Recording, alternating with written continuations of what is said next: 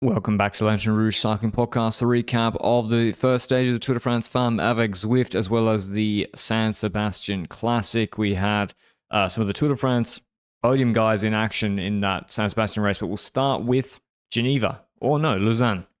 I did that in the preview as well. For some reason, I just think it starts in Geneva. We're starting in Lausanne and doing a loop around between the two lakes. Don't know what they are, and then we come back down into finishing in Lausanne. We do have some hills in between. We have a 4K 5.5% climb, another 3K 5.5% climb, 3 Cat 3s on the route. Pretty tricky, fast, technical descent, which one Swiss rider, in fact, comes a cropper. But when they go back onto the lakeside, as they begin the then lakeside flat run-in, very, very sketchy. This reminded me of the Cipressa run-in in Milano San Remo before they do the climb in Lausanne. 2.6Ks, 4.6%. The last 800 meters is more or less flat. There's a 7% kilometer in there. Is this the climb between Bling, Van Aert, and Pog in 22 TDF? Ooh, I actually don't know. I really don't know. I couldn't tell you for the life of me. In Lausanne? Really? Yeah. When did the Tour de France go to Lausanne? In 2022, stage 8 from Dole, where stage 13 started this year, where it finished in Belfort, and this one, I don't know. Either way, doesn't matter too much. This finish is one of those tricky finishes where you're not completely sure where it's going to go, whether it's going to be Wiebe survives versus she's getting dropped and we'll see the versatile sprinters, or we'll get a late attack on that climb that maybe Mude Bretagne style gets away. It's all possible on this climb, which is quite fascinating. That said, the stage itself was a bit more intriguing than I expected it to be in the run-up to that final hill, because there was quite a few things happening in this race, not just crashes, but also actual tactical stuff that we can discuss on today's stage. But let's start off with the breakaway. 4 riders in the break being Nicola Noskova, Idola Eraso, so Cofidis and Laboral Kucha, Maud Rijnbeek of Volker Wessels, and Ocean Mahé from Ma Petite Entreprise, and Patrick. Let's talk about Patrick, because that team, Ma Petite Entreprise, was riding with bikes with an actual Patrick and a SpongeBob on the front fork. Wait, what? Really? I'm dead serious. She had a SpongeBob on her front fork. And I'm pretty sure I'm going to open up the chat of the podcast and you're going to say, you said Patrick too many times? No, I was doing it on purpose, Patrick. I thought you were going to make a joke about it's called My Little Business. No, there were literal SpongeBobs and Patricks on there. I'm dead. I want one of those bikes. I gotta be honest, I never heard of this team before. Okay. Anyway, this break existed. 4 riders up front. We got a bit of a chasse patate environment afterwards because we've got first Chiara Lilac from Mayenne who attacks behind, and she ends up, well, basically trying to bridge to the breakaway. Alison Jackson also makes the same move. She bridges to Chiara and then drops her. Then both those riders end up in individual chasse patates with Hinojosa from Lotto also in a chasse patate behind that, but those 3 riders eventually get caught by the peloton, and we've got that 4-rider breakaway basically vibing for the rest of the stage, where I'm going to just put it out there already. Ocean Mahé is the one that takes basically most of the QM points today, so he goes onto the podium tonight when it comes to the polka dots. But did we know this? Is this team, now the names are ringing a bell, are they like the riders from Arkea Women's have gone to this team? I don't know, but I do think their kit looks a lot like the men's CIC team where, for example, Axel Mariot rides for. Yeah, that's right. He just won a stage in Tour de l'Ain. No spoilers for the weekly show, but indeed, like, I think Ocean Mae was, she was on Arkea B&B Women's. And so was Laura Asensio last year. So a few of those riders found homes here. It's a new team. It's their first year, actually. It's a pro team. But the climb's always something, someone's going to try something. So Trek do have Elisa Balsamo here. They don't know if she's going to make the finish. Trek have been quite active with attacking in previous races in general. That's just how they race. And on those climbs, we see an attack from Ariana Marcus. She is covered by Femke de Vries. I don't know which Canyon SRAM it was. I'm trying to figure it out too. I really couldn't tell from the camera angle, but those three riders were... Was it Szczelniak Sojka? Possibly. I didn't see the Polish bands though. Maybe I was just blind. That's also a possibility. Was it Klose and we don't know what she looks like? Well, that's the thing. Klose was being reported to be dropping at that same time together with Franziska Koch. So that's the only reason why I assume it's not Laura Klose here. No, I don't believe it. Klose came 44th. I know that's not great, but... Then it could be her, you know? Commentator said Klose. Like, Koch lost 11 minutes. Rosa, by the way. I just named her wrong. But is it Rosa or yeah, it's Rosa Klose. But she was one of the three riders in that group, and that was a harder tempo than I expected on that climb. But I was more surprised by the things happening in FDJ at that moment in the race, because two things happened at the same time. I mentioned it earlier. Franzi Koch was struggling on this climb and dropping, and I did not expect that. And at the same time, a crash happens in the middle of the GC group, so to say, so behind the Rianne Marcus group, and we see the front group, and it's suddenly Demi Vollering herself facing this three-rider group back, and that shows that the support was gone for a second there, right? Well, there was another FDJ there. I think it shows how nervous Demi is, because, yeah, like there was an FDJ coming, whether it was Berthet or Music, but there was one, because then Demi closed it over the top, and then she like said something into the radio, and then the FDJ rider attacked. So they were trying to do like, well, we can play that game too. But indeed, like De Vries, Marcus, Rosa, these are not riders Demi needs to really react on herself. Or you can just wait and run them down. Like, but she does it. Does it make a difference? Probably not. Not at all. But indeed, Holmgren crashes, and does that make a difference for her? She's, I would say, the joint GC leader with Fisher Black. Probably Fisher Black's more consistent, but she crashes. In the end, at night, it doesn't affect her. She gets a kind of expected result in the finish, so she comes back. But stressful stage. We then have this really technical, tricky, fast descent off the Côte de Voyen. Noskova takes the QOM, and then Spratt bridges across the break, so Trek don't give up. We have a four-woman break. They got 2 minutes, but then this descent, it's really fast. We have a right-hander, and Reusser and Magalas, I think they overcook it. Reusser goes down, not hard, but still over the bars, and she's able to come back, but that descent was scary. And then the rest of this run in the 20Ks was pretty sketchy, I have to say. Like, loads of road furniture, because we're on a big roads, but loads of road furniture. And the peloton's swinging left, swinging right. We see Visma at the back trying to shoot up through a roundabout. They were like sitting at the back with 8Ks to go, and then try to move up through a roundabout. Ferran-prevot hops a curb, nearly crashes. Lee Kanoyan flats out on the same curb. So a lot of crashes, Benji. This is actually the nervousness of a Tour de France sprint stage 1. The women are also not exempt from it. It's pretty sketchy.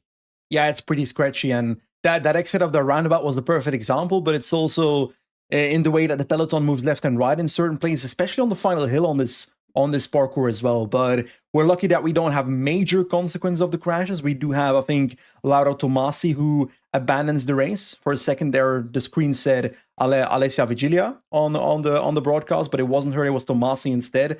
Now, we're indeed in the last 3 kilometers now, Patrick, and we're seeing quite a few teams trying to position for that fight there. And you said it earlier, we've had multiple close calls already. Ferran-prevot trying to move up on one side of the road, almost crashing herself, was the perfect example of that.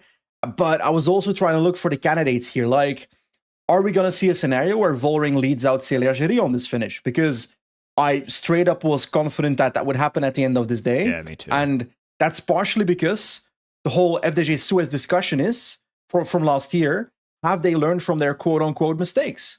Because last year, Demi Vollering was leading out Ali Wollaston on a flat sprint stage, which I do think that's different from this stage. I'm more okay with Vollering leading out a Géry on a stage like this, hypothetically, if we're talking about the crash risk, because Vollering would have to position herself anyway on a finish like this, versus in a sprint stage where being an actual lead out is more dangerous, a flat sprint stage. So that's a small difference there.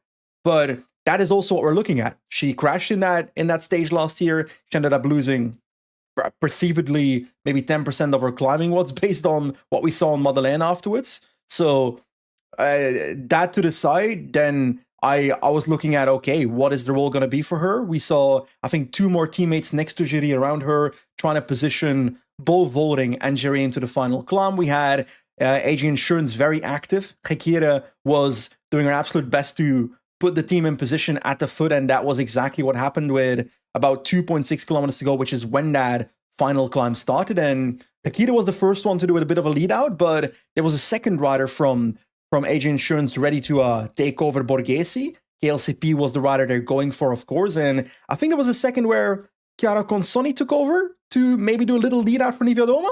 Yeah, I'm not sure if it was her or Paladin. But yeah, Consoni, she's not going to make this finish. KLCP was left on the front a little bit early. She was then having to respond to attacks. But yeah, it was a huge road. And for a limited time now, you can save hundreds on your favorite Wahoo products. Yeah. Didn't expect you.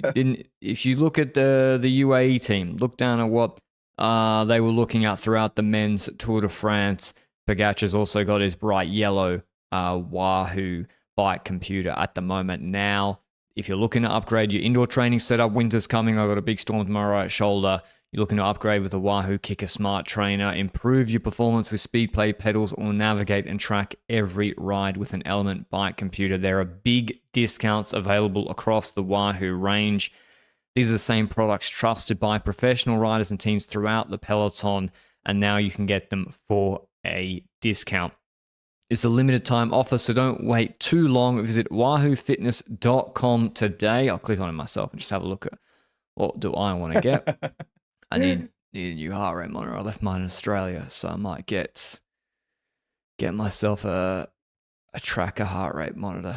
I've got that one. It's a good one. You've got that one? Okay. Yeah.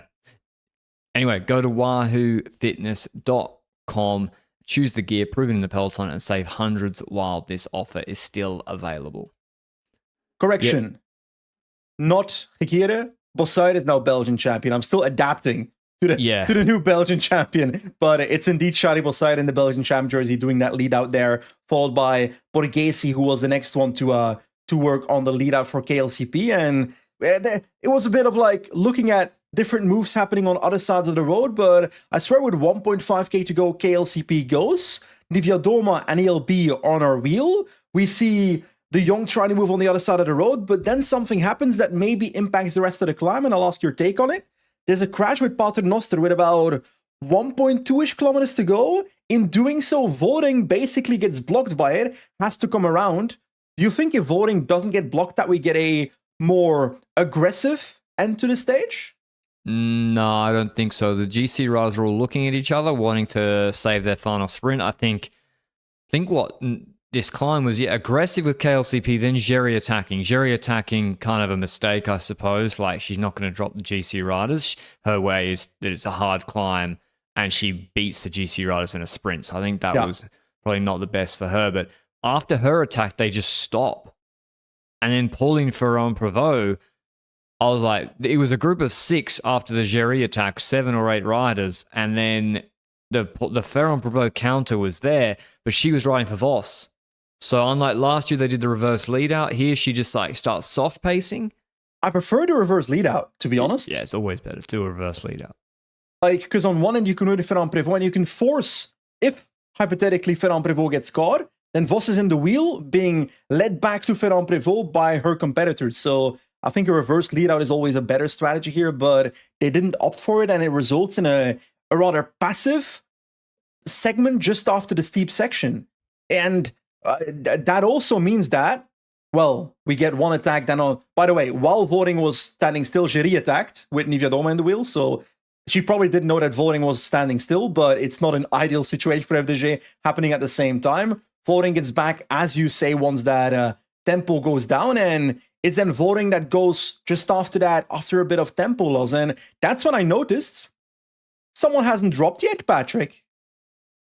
I literally didn't notice until the finish. I thought, because I was like, I was watching Kopecky, and I was like, Kopeki's sliding. It's not looking good for her. I guess SD Works are going to have to Hope Van der Breggen doesn't lose time. Van der Breggen's moving up Lorena Wiebes, and indeed, Vollering attacks. She's covered by KLCP. She stops because she sees that Elisa Longoborghini and KLCP are there in her wheel. We then have, I think, Kerbal leading out Rouge, but she doesn't keep the pace high enough. And so the pace slows. Lorena Wiebes on the flat section jumps from behind. Rouge then gets her wheel blocked in front of her by Puck and Co. Responding. And Wiebes flat sprint, jumping from behind with speed. She hasn't had to react on any attacks herself. She wins actually quite comfortably. I didn't expect her to make this finish and win, but she does. She beats KLCP. Vollering third, Puck Peters fourth, Rouge fifth, and ELB Navidoma, ferran-prevot, Kerbal, Royce, top 10s all on the same time. We do have some gaps though. No 3K rule today either, so Vladarchik, who crashed, lost her full 37 seconds. But Fisher Black loses 5 seconds. Blasi, Van der Breggen, Holmgren, Garcia, Niedermeyer, Berthet lose 8 seconds. And Demi for GC takes 4 seconds from coming third. So this stage did have some GC consequences. It had some GC consequences, but I also think there's a world in which Wiebes does not win this. And of course, she was super strong to be able to be versatile enough as a sprinter. She's grown so much when it comes to versatility in the last couple of years. Like, I swear 3 years ago we were speaking about, can she become versatile enough to win Gent-Wevelgem? And now we're at the point where we're like, can she become versatile enough to win a uphill punchy finish? Which, that's already like miles ahead of where she was 3 years ago in terms of versatility. So the level at which Lorena Wiebes was riding today and also in the last couple of years is insanity. The gap between her as a sprinter and the rest of the sprinters is gigantic, to the point that we always speak about who are the best cyclists in the world. At what point do we consider a sprinter as one of the best cyclists in the world? Because let's be honest about it, Wiebes is up there. Who would you sign as, if you had a draft, where would she go in the women's cycling draft?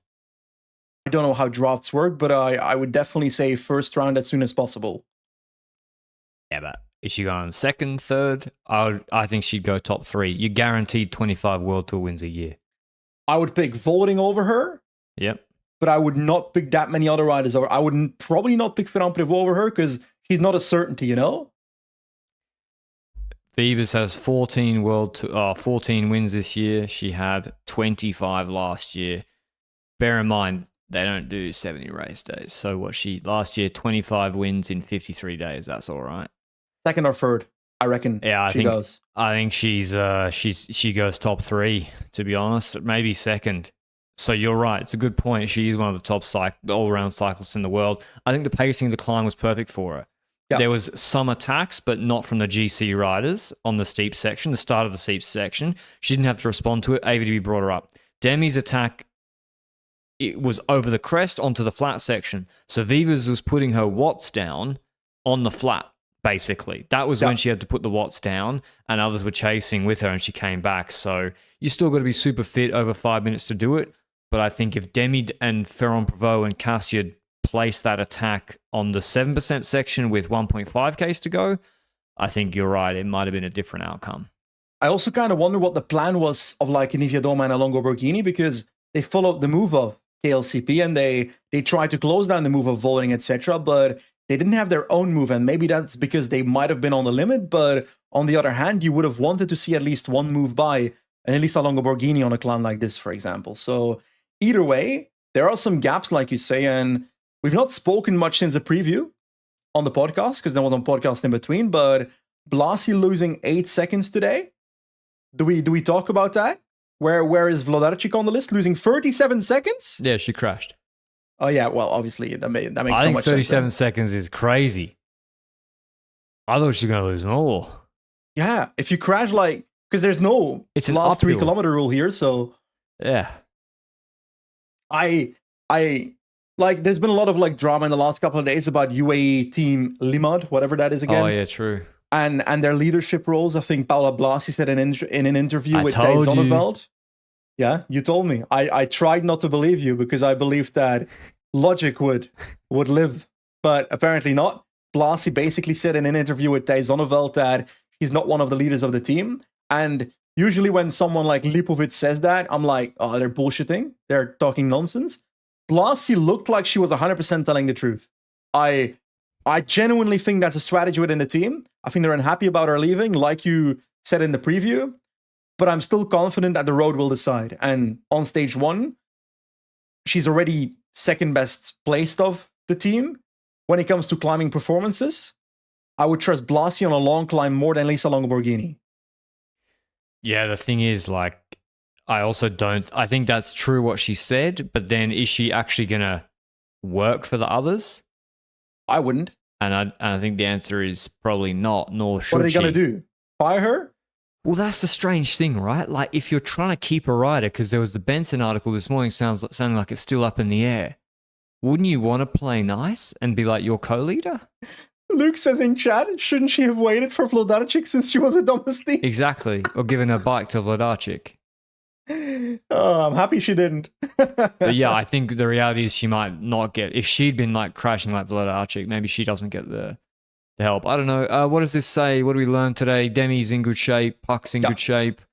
I think ferran-prevot's in good shape, frankly. I think she couldn't feel the chain. I think that the main conclusion is that Wiebes is versatile enough also to maybe get over that. Yeah. The stage you pointed out, I think it was stage 6 or something, with the little invisible wall on the profile. 6. I assume that she can survive that as well. I think she's looking at potential of 3 stage wins in this race, and 3 stage wins means 50 points on this one when it comes to the points jersey. I think there's 2 more 50 pointers for her available then, so 150 points is, I think, the lot she's looking at when it comes to green jersey points. If she can secure 3 intermediate sprints, she wins green. Tomorrow is very important for her. From Aigle to Geneva, we have some climbs, about 17 Ks of some climbing in the first hour. Then we have hilly terrain in the middle third, and then it's kind of flattish in the last 40 kilometers. So it should be a bunch sprint based on what we saw today.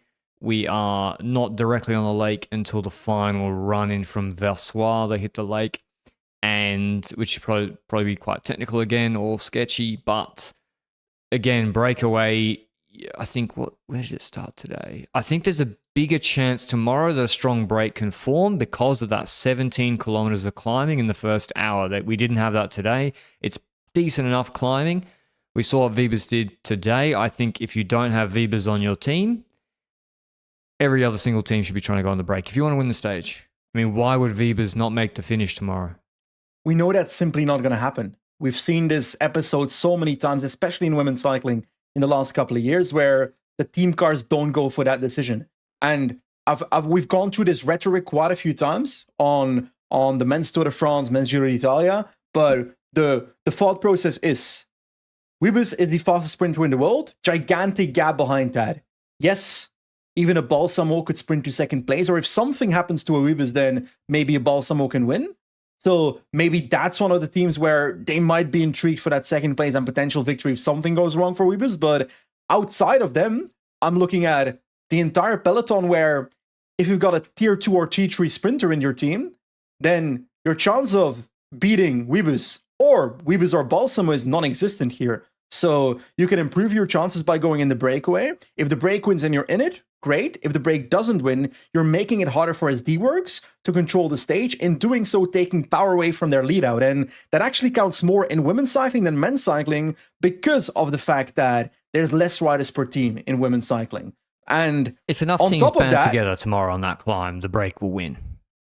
I agree. And especially when you look at today's second QOM, where half the peloton blew up already on a small climb, then stuff is definitely possible on tomorrow's climbs, but I am just not expecting it. I really don't think it's going to happen. I think there's bigger gaps than I expected today. So I'm going... The problem is, like, Demi will personally chase down Aline Janssen if she's on 2 minutes ahead of... Like, if Aline Janssen might take yellow in a break. It will happen. Based on what happened today, then I'd agree. The women, they just don't let breaks. It's not like... Maybe because it's also a lack of... You know, the men do 3-week Grand Tours 3 a year. And so okay, Torsten Tran, he's allowed to take this amount of time. I know who Torsten Tran is, and we're going to take the time back, and it's no worries, he can have that gap. You rarely see the jersey being given away. And also, we only have 9 stages. Why would SD Worx want to give the jersey away? It's not like a UAE don't care about not having the jersey. Men's don't care about not having the jersey for 2 days, but for the women, 9 days Tour de France, biggest race of the year. Yes, but it depends on what your aim is here. If your aim is to win the Tour de France Femmes, that should be your overarching goal here. And if hardcore controlling a breakaway on stage 2 is negatively affecting your chances to win the race, then you should consider opting for a more defensive strategy and forcing other teams to do it. I don't see how FDJ needs to be the team to control anything tomorrow. Well, Koch and Lennert finished over 10 minutes down. Krag didn't look great. I'm going Bredevold from the break. SD Worx, if they can't control something and they're the only team to control, they whack a rider in the break and they just win from it anyway. So I'm going Bredevold break. I actually like your take. I like your take, but I'm going Wibbes because I think that's the boring option, and it is quite literally like if we go through the stages, then this is the flattest last 20 kilometers of maybe the entire Tour de France exhibit. But you have to climb to get in the break. You have to climb to get in the break, and that's what Bredewold is good at. But they might be using Bredewold to control in the peloton instead. Yeah, this reminds you of the stage she won in Catalunya last year. What was it? When was Catalunya? Was Wiebes in that race, though? Was it at Zulia? Or Valenciana? Valenciana was a sprint. It was Valenciana. I'm talking about I don't know. I swear she did. Maybe 2024? I don't know what you're going for, buddy. I've lost it, but I swear to God, Bredevold won a Catalunya sprint. Really She's never done the race. Nah, she's never done the race. She's amended her PCS. She's amended her PCS. She's amended it. There's no way. I saw her win. I saw her. No, but on a serious note, I think today was a pretty vibrant start to the race. We had a couple crashes, but no big consequences for the big riders. Let's hope Reusser is relatively okay after that crash. I assume she came back without trouble? She came back. She finished same time, so I think she's all right. Yeah, I think she's all right as well. Do we have any outsiders that we're not thinking about that lost time that we expected more of? Van Damme, 30 seconds. That's kind of surprising on a finish like this. Kopecky, let's be honest, the minute back is also disappointing. She was struggling with 40 kilometers to go. You'd expect her to compete for the victory on a stage like this, or at least be relevant for Wiebes when it comes to the lead out. So that is not the level you'd want when it comes to her on this race. Yeah, quite a few, like, just bigger gaps than you'd expect. Like, you just wouldn't expect so many riders on 30 seconds on a 5-minute climb. 30 seconds. It's a lot of time. Especially when Wiebes wins. That's the shocking thing to me. That Wiebes wins, but people still get put on 30 seconds on a 5-minute, 4.5% climb. If anything, that highlights the level of Wiebes more, because maybe the fact that so many people are on so much time means it was harder than it looked. Yeah, surprising. But anyway, it was an exciting start. And tomorrow, I think it could be a breakaway stage. We also had the San Sebastian Classic, Donostia San Sebastian Klasikoa. Beautiful race starting at San Sebastian, heading around the eastern Basque country near the border of France, and doing a lot of hills and steep rampas along the way, 4,500 meters climbing. Remco started as the big favorite with a strong Red Bull Bora Hansgrohe team. He's won the race previously 3 times before today.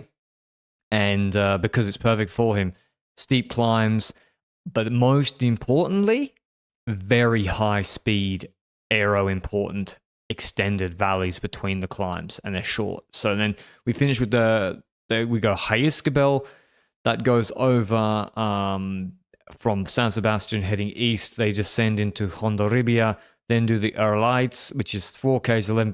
Remco in 2022 did maybe his best climbing performance for a number of years there, where he dropped Simon Yates. Then we have a pedaling descent, a flat It's actually way longer than you think. It's like 15 Ks of flat through the finish line at San Sebastian.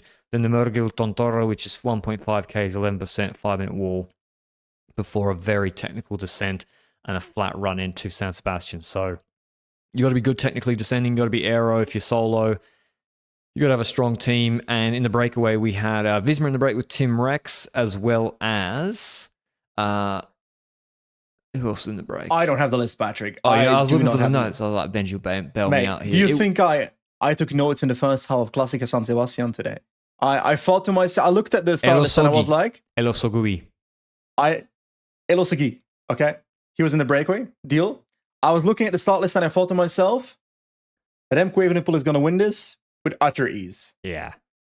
Because like he's not, I mean, by the way, can we just say, Remco and Pog, I think they got ripped off. What do you mean? I don't know if I hope they got paid for it. I'm saying they better got paid for it. But there was the hotel they stayed in after the tour. And I think the hotel's done them like, hey, come with your wives or your missos. Remco's married, right? Yeah, Remco's married. Yes. But actually not, is he married or fiancé? Doesn't matter. I don't know if they're married. Maybe, I think engaged is my guess at the moment. Luke says fiancé. Okay, now I'm so up to date with the gossip of the peloton. We've established their marital status, which is very important. Obviously, this hotel, I know free ads. I ain't doing no free ad. They got him in for 2 nights after the tour. They got the Instagram post. I was like, because I was analyzing. This is where, if you're looking at San Sebastian, you need to be onto this. This is, if you take your job seriously, you're monitoring, okay, what is the favorite doing on the Tuesday after the Tour de France? What is the hotel they're staying in? What is the calorie intake of their breakfast that they've posted? I need to check these things. Patrick, 51,430 euros per night. Where? The penthouse of the hotel that Remco was sleeping in. But was he in the penthouse? Yes. Are you sure? According to the HLN article by Glenn Van Snick, who I have no clue who that is, but in the case of this podcast, I will consider him the godlike knowledge of cycling hotels in Paris. 51K a night. 51K a night. But that's not actually the unit. That's not the unit cost. That's not like them paying him 50K, which is what Remco should probably charge for a post, straight after the tour. Like 50K cash is different to what they charge for a room that is not, the occupancy rate is not 100% on that penthouse. So the 51K per night, you get 4 rooms because the penthouse is 4 rooms in itself, a gigantic terrace. That's why I asked the marital status. I was like, what, 4 rooms? No kids. 4 rooms. Yeah. Either way, there was actually quite a bit of criticism in Belgium towards that. What? He stayed in a hotel after doing not Remco. Umi was being criticized, which makes no sense to me. God forbid they stay in Paris for 2 nights after he came second in the Tour de France in a nice hotel. Are you serious? And the fact that she got criticized and not Remco over it is just plain misogyny. Criticized for what? I don't fucking understand. I didn't understand that. You know what? She should have left him to stay in that hotel on his own. That's what he would have wanted after 3 weeks alone without your wife on the road. What you want is then to just be more alone. Yeah, I think the criticism was that she was taking the all the attention away, which is bullshit. I've met her. They had to pay. They had to do because they got the room for. They had to promote the penthouse. Yeah, she's she's down to earth. She's humble. She's a nice person. My point is, I was trying to figure out, is he locked in for San Seb? Then he did some criteriums. Yeah. I was like, okay, he's going to be good for San Seb. Because criterium is really... No, but he's on the bike. The breakfast they had looked quite healthy. So I was sure Remco would be good. Pardon? How much do you think he got paid for the criteriums? 50 Gs. I'm trying to figure it out as we speak. Wasn't Pogacar reported to be 100 Gs and they couldn't afford it? Correct. Remco is around 50K per crit, according to... I don't want to say it. Google Air overview. No, I read it. 50K. Okay. So you could say that with 2 criteriums, he can buy 2 nights at the penthouse hotel. You could say that I charge a higher appearance rate if I have to go to the Alpe d'Huez than Remco does. I value my time more. Because you said, what did you say? I wouldn't do it for less than 50 G's either. You said 50K to stand by the side of the road and enjoy the sport of cycling on Alpe d'Huez. No, the point is I wouldn't have enjoyed it. Yeah, like, come on. Me and Remco, same. Maybe outside of, not in Belgium, but crazy. Okay, so Remco's, he's done the criteriums. I was always convinced he'd be good at San Seb. It's the perfect race for him. He's won it 3 times for a reason. He can also just win it in a sprint. But then his tire died. And I think his team bit off a little bit more than they could chew. They got lucky that Van Gils was really good today. They tried to like blow up. They chased the break really, really hard. We got to the Gijskerbel where Plapp anticipated last year. Fantastic move. And the break was almost being brought back. Tim Rex is the last remaining guy on the breakaway. They had it at like a minute 20. Bora starts smashing it with Echebarria, who I think is Basque himself. And yeah, they're just smashing it. And then they start getting attacked and then their team implodes. Except they do it pretty well because Lemon goes with Leonard and maybe a Sean Quinn. And then Jay Vine goes across with Van Gils in the wheel. So Van Gils, he was teammate MVP number 1 today. He covers the Vine move and blocks that going anywhere. Then Red Bull don't have to chase because they also couldn't chase. They were thin on the ground at that point. So Van Gils marking that move was really important for later. And I think the only rider that really was able to help Remco later was Pellizzari maybe in the second group. And we go over the Adelaide's climb and Remco starts to do the work himself to try and close you missed. That was Gijskerbel. Okay, yeah. And then so we have Vine in front, and then Trek have to chase full with Remco in the wheel. And then Remco flats on Gijskerbel descent. So at some point we see him on a spare bike. We see him in the descent of Gijskerbel, for sure. Descent of Gijskerbel. And I got Innsbruck 2018 flashbacks immediately. I was like, this is Innsbruck 2018. He's getting barraged. The cars weren't there yet. And so I don't even know if he was getting barraged, because then he was allowed to draft the cars when the convoy came back through. But he's like 37 seconds back, no teammates. I think. Wait, what is the reference with Innsbruck for the people that don't know? Oh yeah, Junior World Championships 2018. Remco had a mech, and he chased. Had to chase on a hilly circuit, and he did it all himself, and he caught. You know, who was the trivia question? Who was the last guy he caught? Piccolo? Marius Meyerhofer. Piccolo was the third last guy. I think so. He was the Italian guy, right? Yeah. I had the third last. Fuck. I swear it was Meyerhofer. Yes, anyway, you're right. I was getting Innsbruck 2018 flashbacks. I was like, this don't matter. The GOAT's going to bring him back. And he didn't. He didn't bring them back. We get to Erlites. Remco said in the interview afterwards he was on a 2-minute gap. I'm not sure it was 2 minutes. It was 30 seconds. And he basically does the climb the same speed as the GC group. And we have a curious situation where this whole next phase is like when you go to a kids' Where's the Wolf with a bunch of 5-year-olds. And you got What? What's a man. Where's the Wolf? So you got a man dressed as a wolf, and then you got a man dressed as, let's say, a rabbit, or just a man. Doesn't need to be dressed as anything. You Australians like to dress as animals. I learned that during the Tour de France, but this is next level. Exactly. And then the kids are watching the wolf, and they're like, "He's behind you! He's behind you!" They're like, "Where is he?" Like the person's playing dumb. Where's the wolf? He's behind you. That was G1 today. They were like, let's ignore Remco's existence, not cooperate, attack each other, and then he will steadily just ride us back. Is that not what happened on Alpe d'Huez? It's what happened on Alpe d'Huez. It's what happened when Del Toro mech'd in Barcelona. I'll say it shamelessly. When Del Toro had that perfect bike change, if I was Decathlon, I would have fucking drilled it. Don't drive past him with your first car. They just let him, but he doesn't. I thought he had cold because he doesn't come back on Erlites. I thought he was in control the entire time. I'll be honest. You reckon going over the top, 25 seconds back of a group that had 2 Decathlon, 2 Visma, Chico. My naive co-host Patrick. Remember the first time Remco Evenepoel won on this parkour? he dropped before he attacked. It's all part of the Oscar-worthy performance, Patrick. Now, I didn't doubt it, especially because Group 1 was Group 1 syndroming. Like, Carapaz is like, I don't want to win it. Carapaz is a guy, he wakes up on two sides of the bed. And today he woke up on the side of the bed that he said, I'm not doing any work until the race favorite gets back to me, and then I must make sure he wins. Now he just alternates.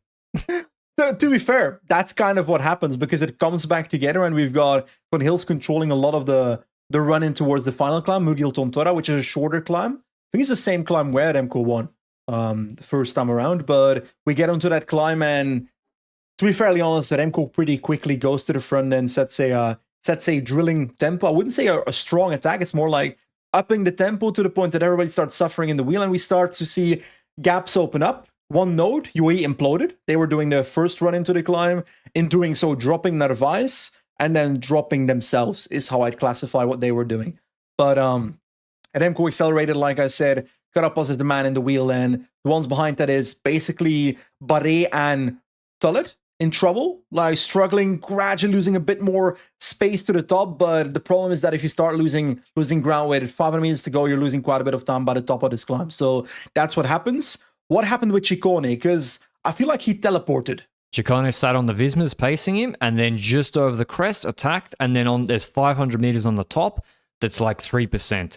And actually Ciccone looked like he was coming back. But the thing is, even if Carapaz didn't cooperate, Remco was going to win. So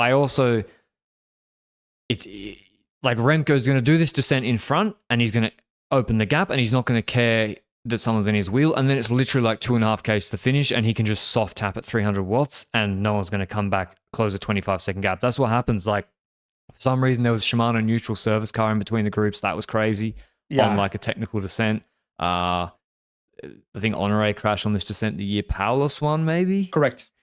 21? I checked the same fence. It was same fence. You were in a chat. You said that fence is where he crashed.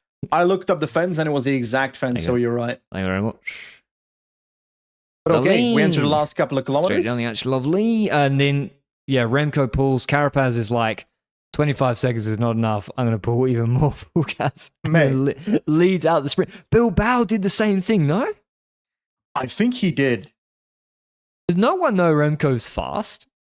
We got to make something clear. Carapaz is not an extremely slow rider himself, so that's why, because he's got it's not completely impossible for Carapaz to win, is the point I'm trying to make.